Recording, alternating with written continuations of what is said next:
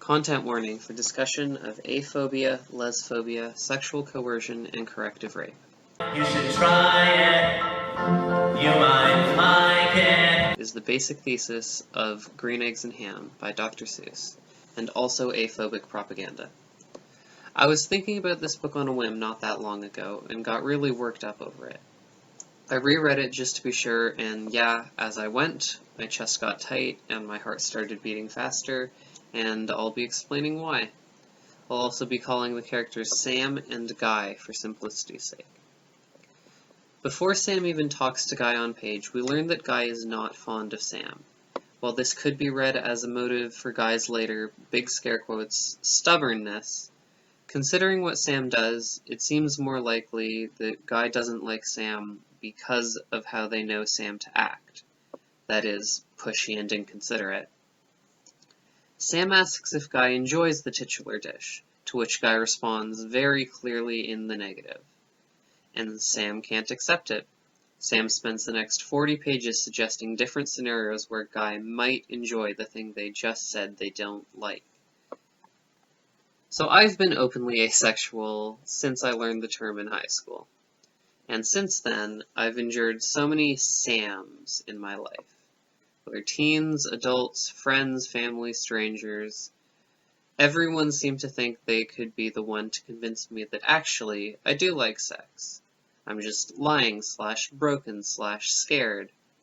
But everyone likes sex, they'd say. What do you do instead? As if there's some inherent sexual energy in every human that must either be used or diverted into something else. I heard, "Have you had your hormones checked?" Which is hilarious in retrospect because, as it turns out, yeah, I was very much lacking in estrogen as a child, although I've been on the patches now for almost a year and, surprise surprise, still ace, still don't want to do sex. As I did with persistent pestering about what I don't like, Guy responds to Sam by insisting that they do not like green eggs and ham, no matter what caveats are added to that idea. They try to leave, to get away from the person who seems very invested in what Guy does or does not like.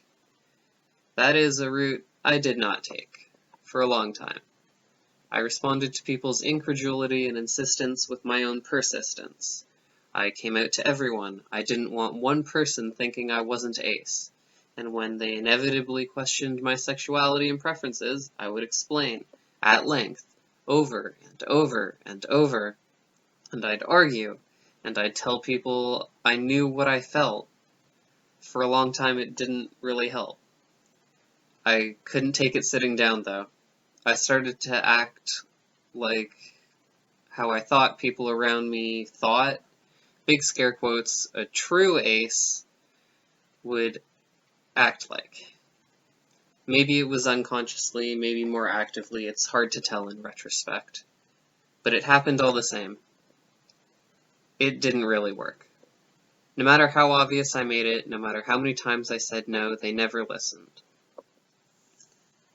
Eventually, Sam drops all pretenses and insists that Guy tries it. Point blank, no more, if the situation is right, just do it. And Guy does, because they feel they have no choice. They've been pressed at every turn. Sam will not stop unless Guy proves that they don't like it. So with dozens of eyes on them, Guy takes the plate and the fork and, above all, people called me inexperienced. Would you could you with a man? Would you could you with a van?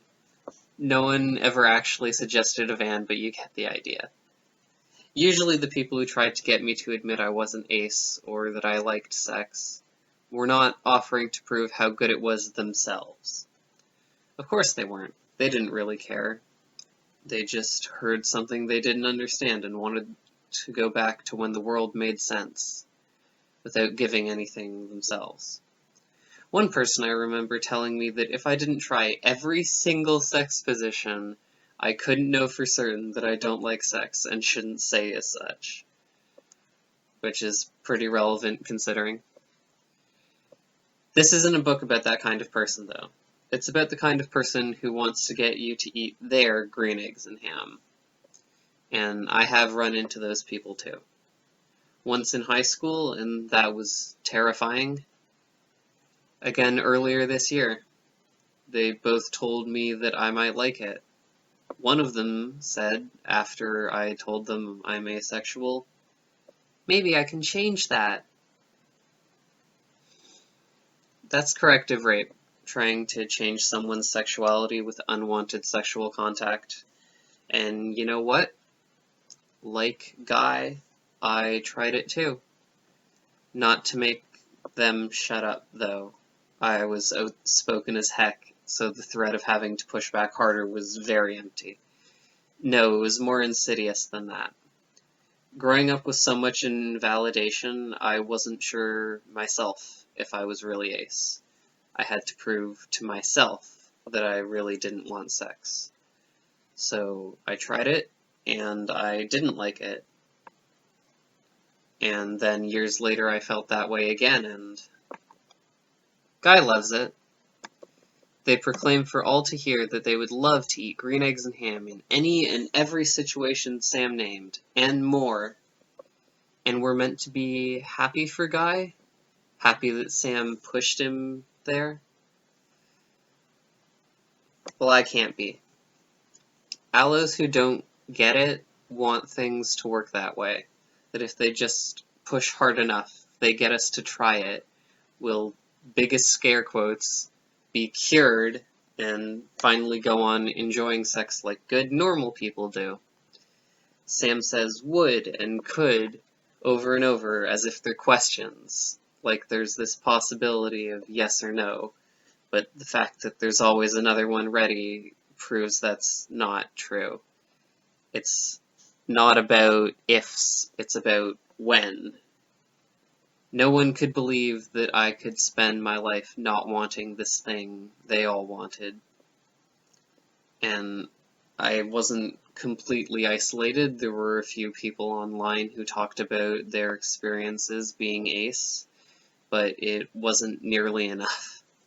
From within and without, there were so many eyes on me. There still are. The world has too many Sams. People who won't take no for an answer.